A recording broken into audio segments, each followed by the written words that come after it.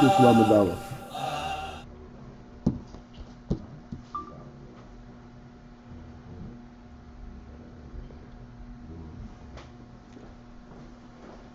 We discussed, or at least introduced, Ein Seif, Ein Seif, and then we said that if you talk about the real source, you have to talk about Ein Tchila.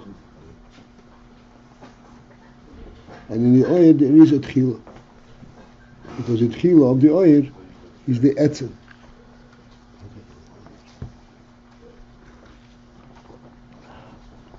We discussed this to some degree. What is in a tchila and what does that mean? To further understand this, Torich lahavin tchila. First, we have to understand ha'hefresh ben oir l'shefa. The difference between the phenomenon of oir, say oir ein soif, or shefa, which seems to be a similar thing. Shefa is also a bestowal as being given and being effective. Lahavin ma, to understand what we're going to do that? Ein soif and ein tchila. Okay. Oir ein soif.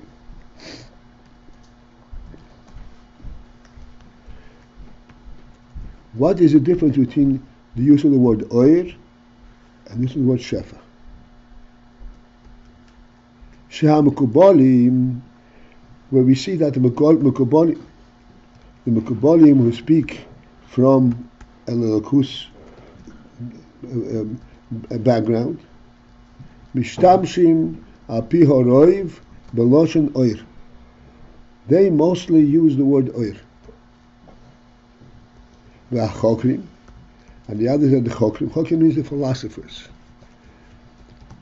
We're talking about philosophers that are dedicated to a lakus, not philosophers to understand the world. So the Chokrim, they use the word Beloshen shefa. Mostly use the word shefa.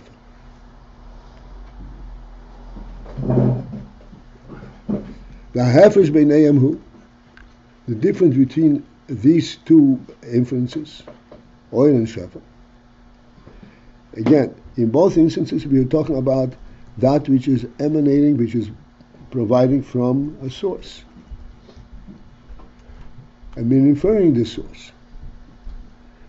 And yet there's a different inference, a different reference, and there's the reason for this difference. The difference between those is this. The shefa meire, the word shefa indicates the hashpoi, that the bestowal, that what is being provided, eizeh mehus dover.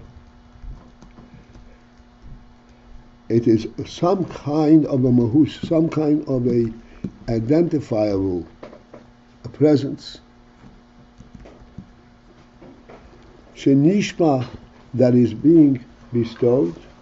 Min ha-mashpia el ha-makaber. From the mashpia to the makaber. What is given is not an entity, an element, a goodwill of the mashpia. For example, that doesn't go into the category of shefa.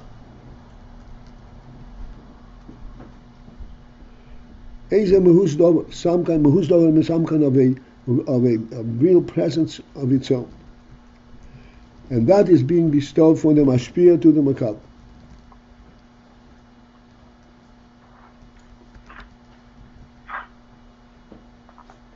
Ukmei, as an example, Hashpaz Hatzdoko Meyoshir Leoni. Tzedakah that is being nishpa, that is being bestowed, gifted. Meyoshir Leoni, from the wealthy to the poor.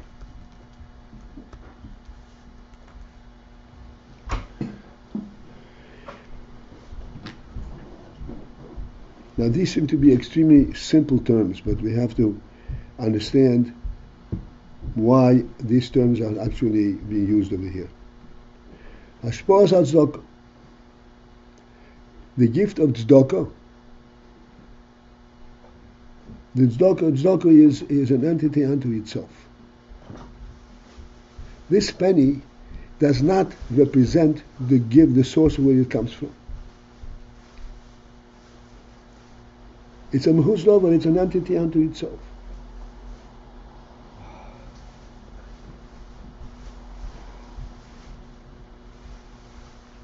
However, in the process of this hashpah, of the transferring, of bringing this hashpah from one place to the other, this is called hashpah. Why? Because it comes from a place where there is a plenty, and it goes to a place where there is a lack. Even though the entity itself, there is no inherent reason why this tzedakah should be here and not here. It happens to be that he is an osher. He has the resource, and the oni does not have the resource. This is not the fundamental difference between the osher and the oni per se. Nonetheless, there is this dichotomy there. He is the osher and he is the oni. So let us understand. If this dollar note is independently a dollar, makes no difference who owns it. So what is the hashpah element in here at all? All I got is a dollar. I don't have hashpah. I don't have a transfer from one to the other. The transfer from one to the other is totally besides the point.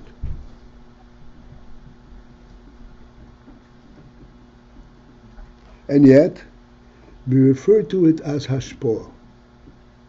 Hashpah means that yes, there is a source.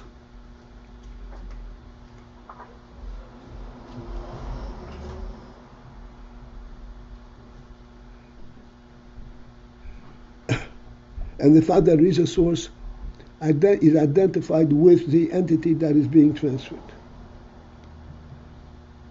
It's called tzedakah. It's not called a dollar, it's called tzedakah.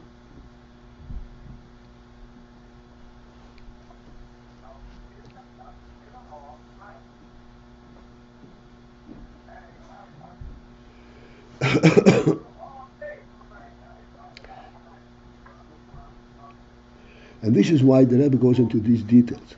Hashpah tzedakah may oshir leoni.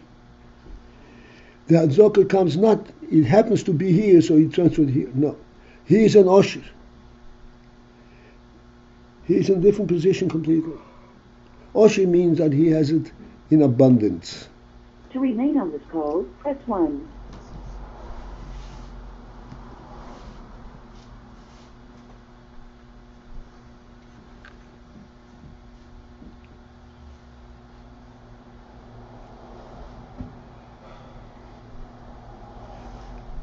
To the extent that this dollar that is being transferred bears no significance from his perspective. He has not peeled something of himself. He does not sacrifice himself to give this dollar. It has absolutely no significance. He's an osher.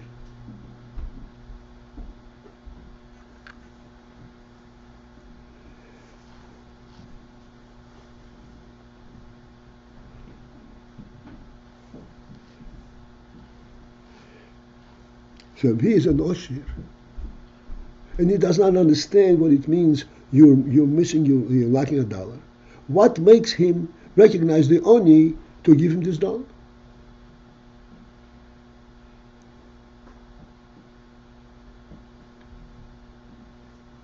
Does he personally appreciate what it means to be poor, not to have it? No, he does not. He's an osher.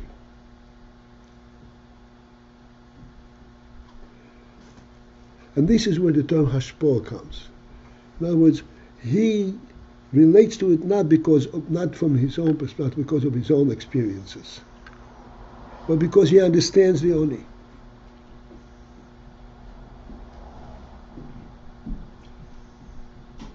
And this is why he's mashpia.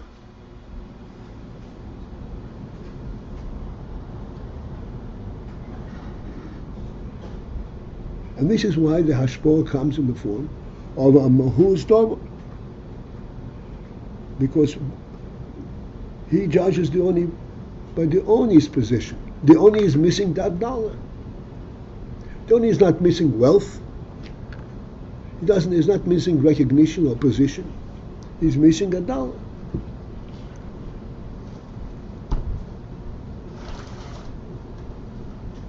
And this is why he's mashpia, mahuz davar, this entity that will be significant to the oni, not to him.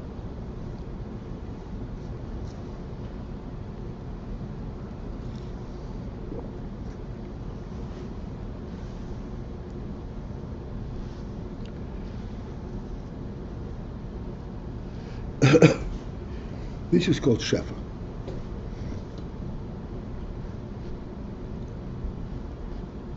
Shefa, in other words, as we have already exposed, is identified by the recipient's position rather than by the giver's position.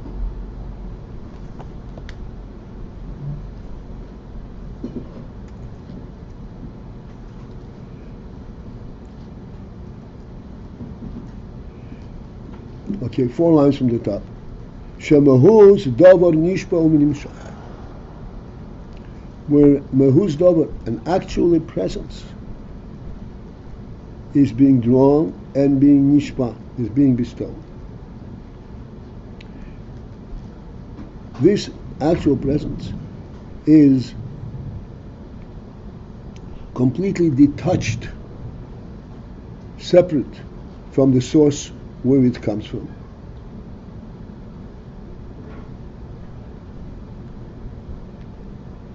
It does not exist because he's an oshir. It exists because it exists. As a matter of fact, he's giving it because he understands what the oni needs. It's a mahuz davar.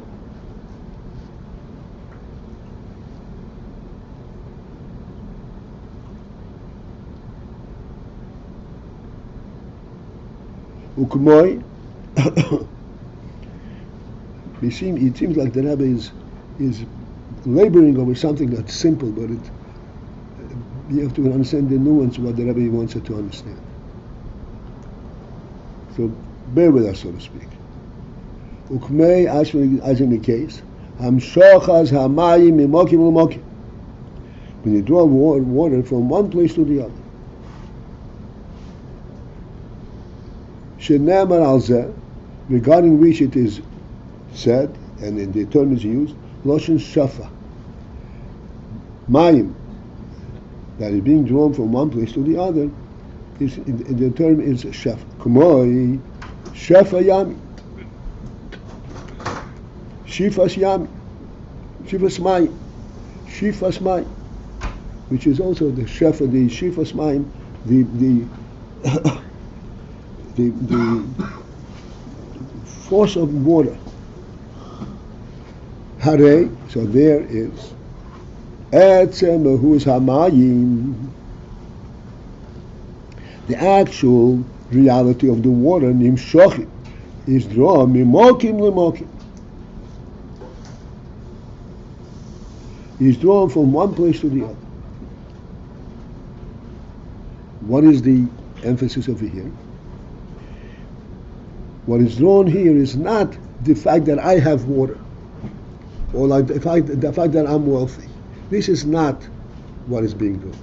It is the actual entity that is being given. This is the entity that's being given, not the position of the source, but what is being transferred. This is shefa. Mayim, shifas mayim, is not the emphasis that here there is a wellspring of water. No, the shifas mayim is the water that is being given to where it is lacking, to where it's significant. It is not representative of the abundance of water. It is representative of water per se. This is shefa.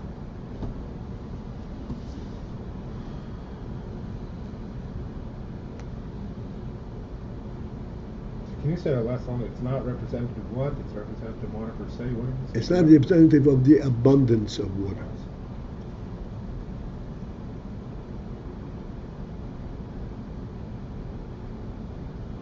Before we try to understand, this is something maybe novel, so I just want to give a little background. A Rav and a Talmud. A Rav and a Talmud, as Chassidus explains, the Rav is teaching Torah to a Talmud. He's mashpia. And I explained many times that the meaning for mashpia does not mean he's teaching him something that he knows and he does not know.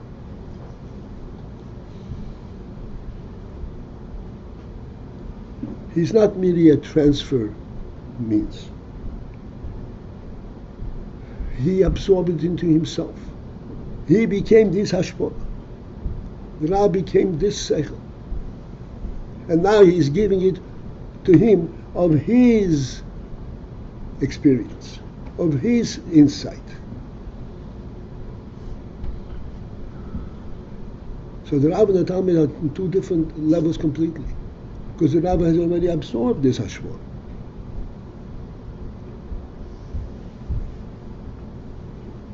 And therefore we say this hashpah mehorav l'Talmud, it's his mashpia himself. This is in contrast to the Ashir, for whom the wealth is sort of... This is in contrast not to the Ashir, but to the influence of the Ashir. Yeah, to explain what about the Ashir. Uh-huh. It's not a contrast, because in truth, as we're going to discuss, there's a difference between the Ashir and the Oni. The difference between the Ashir and the Oni is not only that the Ashir has money and the Oni does not. They have a different mentality.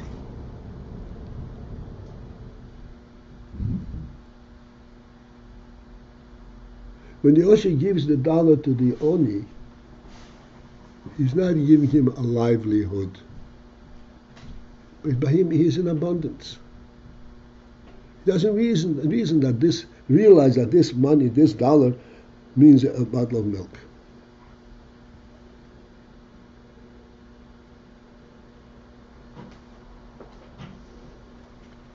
It means something to you. To me, it means nothing.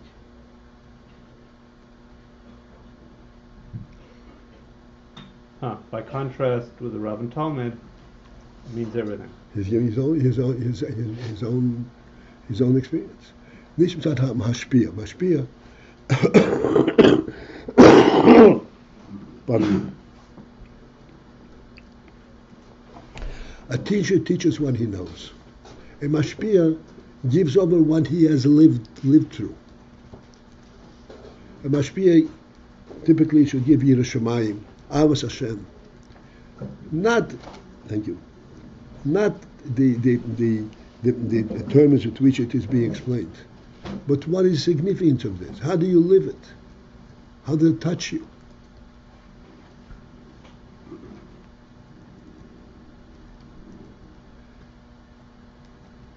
So the mashpia translates the Indian that he learns and that he is teaching, translates it in actual personal terms.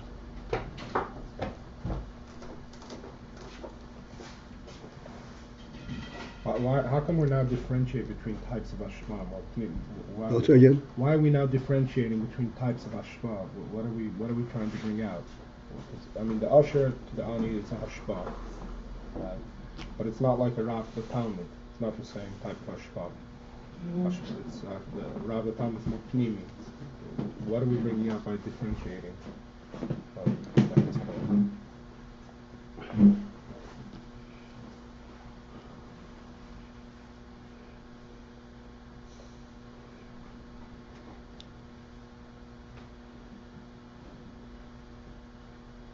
Right now, we are trying to point out that the shefa refers to the entity that is being transferred, rather than how it touches the mashpia.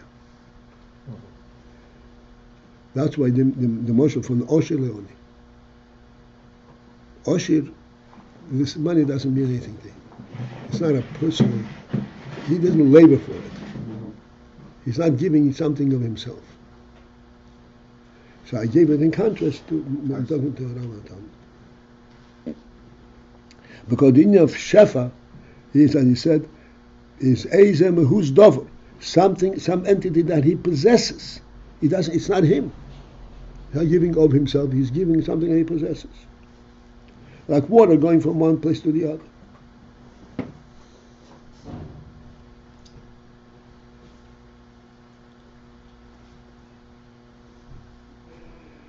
But let's continue.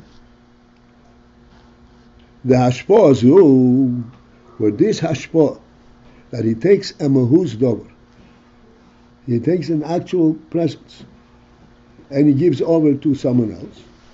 So this hashpah, payeles, has the effect, has the result, shinoi v'chisor b'hamashpia, a change and a sort, a lack. In other words, it shortened, it reduces that which mashpia has.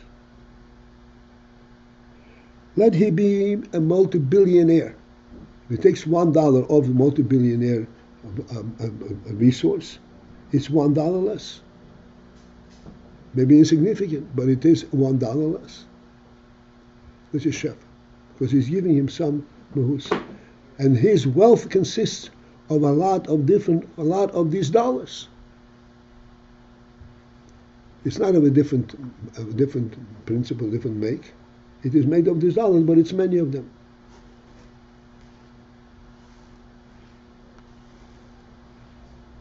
And therefore, when there is hashpah, that the effect, the result of the hashpah is that there is some kind of a change in the mashpia. It reduced his total resource.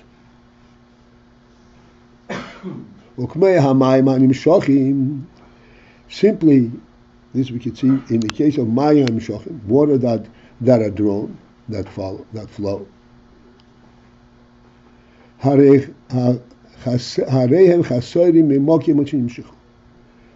when the water flows out from one place to the other, they reduce from the place where they came from.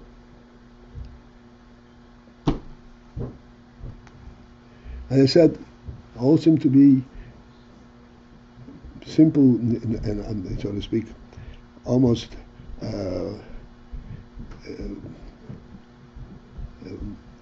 can't think of the word. Obvious.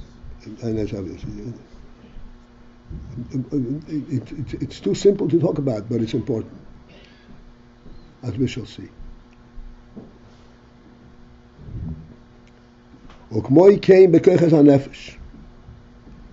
There's a similar phenomenon translated in koiches ha-nefesh, in the koiches of the nefesh, koiches of the human being.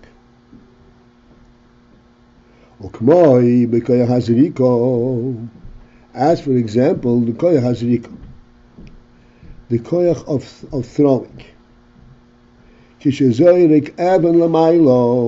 When one throws a stone upwards,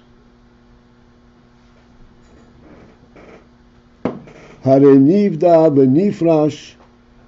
there the koyach that made this stone fly, but now this identified separately and has now actually been taken away, memhos koyach hayad, from the reality of the koyach of the head, hamislabish b'ho'avin.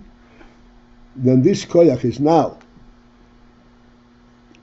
embraces and imbued into the stone. And this koyach now carries the stone upwards.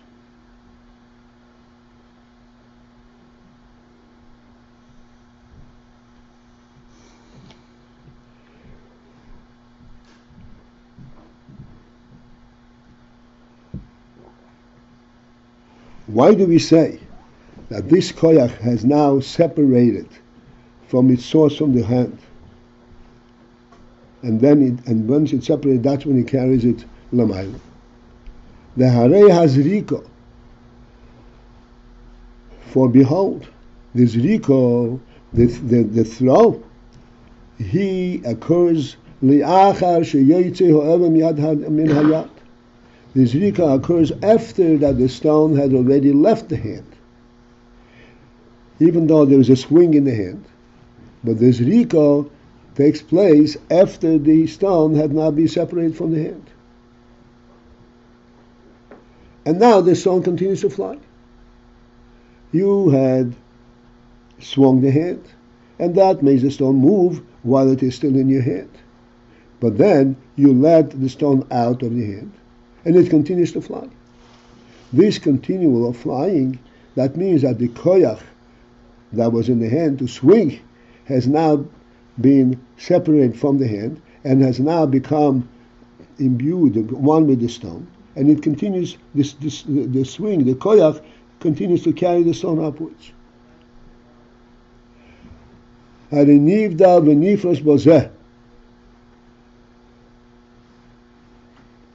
So with this swing and this throw, it is nivdal, it is separated, memahus koyach hayad, something has been taken from memahus koyach hayad, from the essence of the koyach hayad. Al ho'even, it has been now taken away from the memahus koyach hayad, from the essence of the koyach hayad. What is the memahus koyach hayad?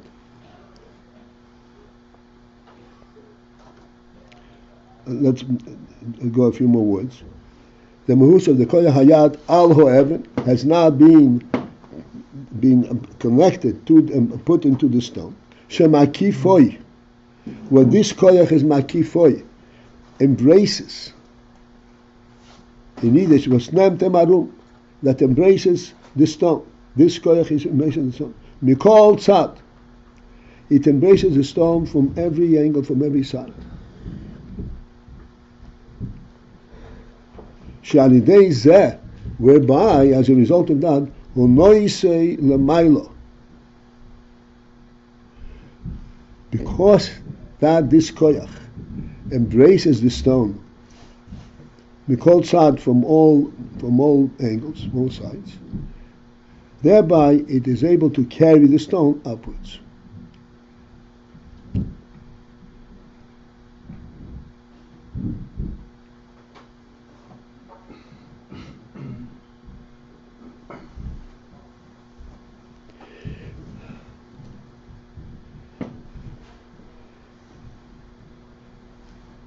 This is novel to all of us, not only because we never thought about this, but moreover because we really think of it in total different terms.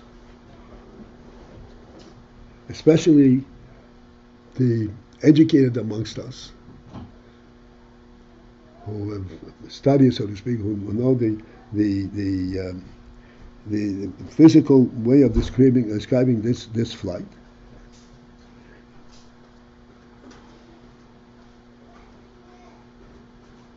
We know of something which is called inertia. I'm going there because I want that we should distinguish between the way we understand it and the way it is. Inertia means, everyone knows inertia. Inertia means something is in movement, it'll continue to be in movement unless it stops. It's stopped.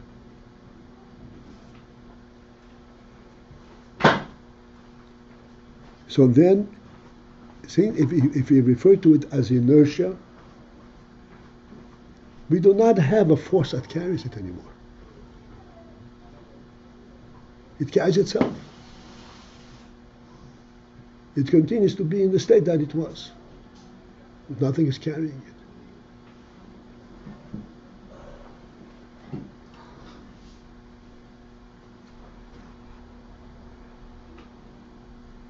So to counter this view,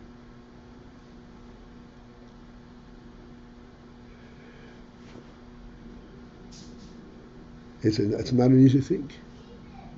But we still have to counter this view, because this view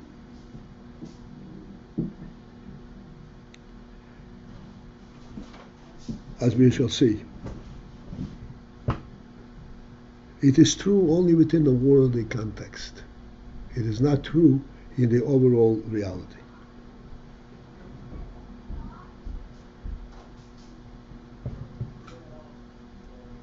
Let me ask you a very simple question. You threw a rock. Once you let the rock go, the rock is flying on its own. It goes and it breaks a window. Are you guilty or are you not guilty?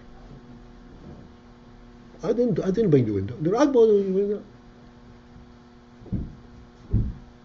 Why you want from me? I only threw the rock.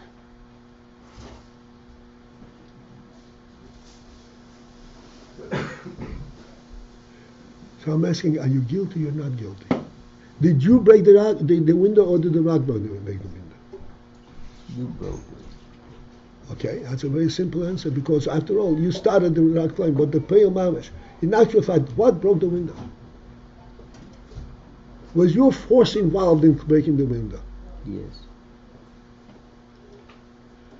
So once you think in those terms, it's important to understand, yes, your force was involved. Then you will be able to see it completely different in a different angle. In a secular world, it makes no difference who's for it. You started it, you're guilty. So I'm asking a point blank question. Did you break the window? But did your force have broken it? If you understand that it's your force, it's okay. If you understand it, please explain it to us. It's not that simple. Okay. Well, for certain, you're not going to go blame a rock.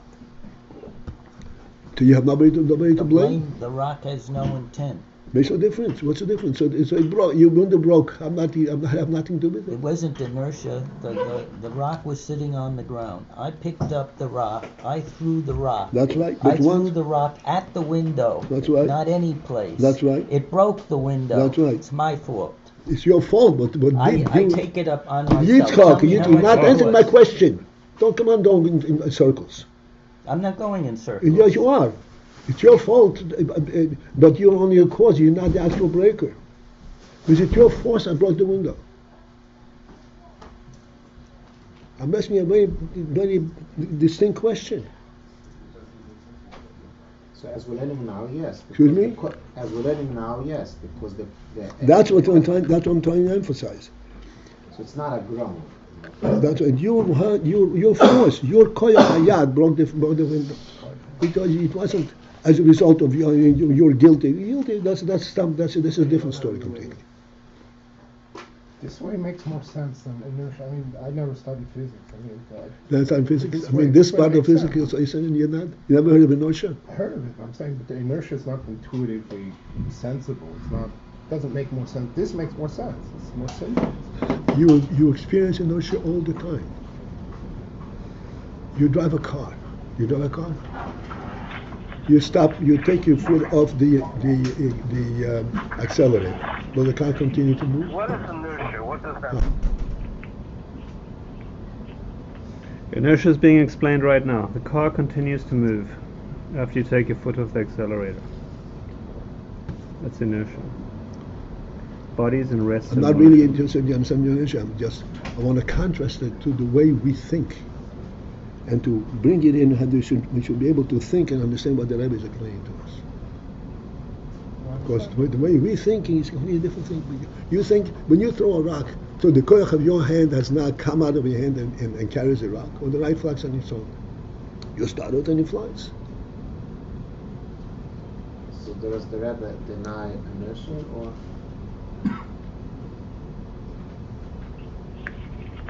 So what does this inertia say? I don't understand.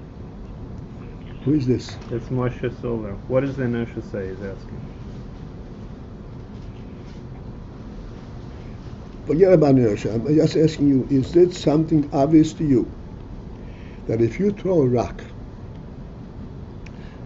which consists of swinging your hand and at some point letting the rock out of the hand, and the rock continues to move in the same direction as the swing of your hand was. Now the rock is flying. Why does the rock fly? Why does the rock fly? How does the rock fly? You let it go now. From the original force of the hand. Sorry? From the original force of the hand, says Moshe Silver. Okay, right. So the question is, that force of the hand has stopped now, and the hand is not swinging anymore. The rock is now in the hand, not in the hand anymore. How come it continues to fly? The nature of Gashmis. Oh, you heard what you say? It's an issue of Gashmi. But the Rebbe says no. It's the koyach of the yad continues in the hand. What? I said it's the nature of Gashmius. Things continue in rest or motion. It's the nature of physicality. This is called inertia. You've given the gift of, you've gone from potential to actual energy. You've given that energy to the rock. The rock now contains the energy to move.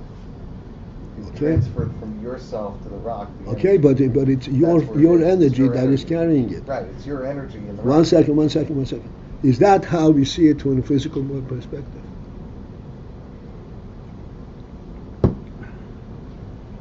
This is what I want.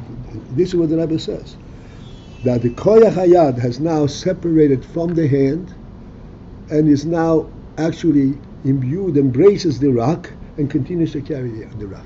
Yeah. You're masking with the Rebbe. Thank you. Not me. Does the Rebbe deny Yitzchak inertia? Newton. That's What? Yitzchak Does the Newton. Rebbe deny inertia? No, that's inertia. Okay, please. That's Yitzchak Newton.